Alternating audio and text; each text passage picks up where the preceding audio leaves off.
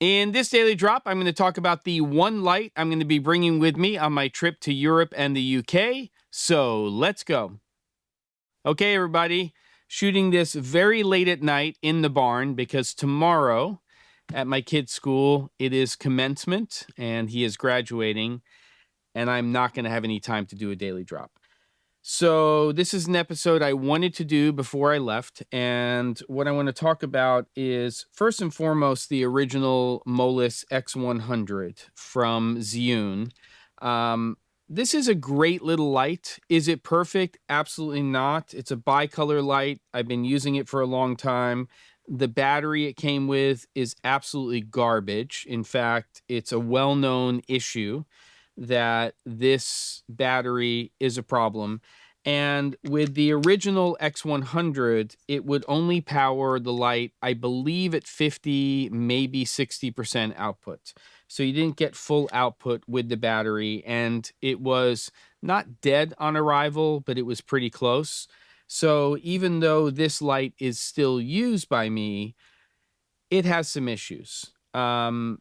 Love that it's bicolor, love that it has a relatively wide correlated color temperature range, but it seems to have drifted in terms of accuracy for correlated color temperature over time. Enter this light right here. Seemingly a very, very similar light to the X100.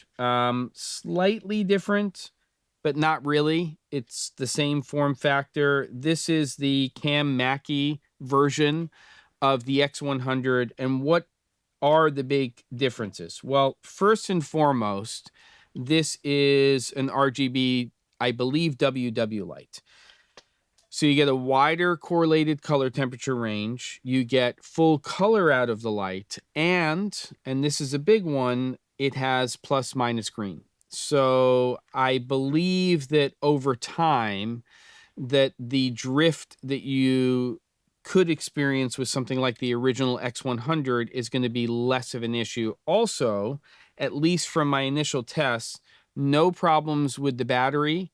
And I have metered this thing off of power delivery from mains power and also off of this battery, which is attachable to the light, and I'm getting the same output. So at 100% intensity, whether it's off of the battery or if it's off of USB-C from house power or mains power, same output.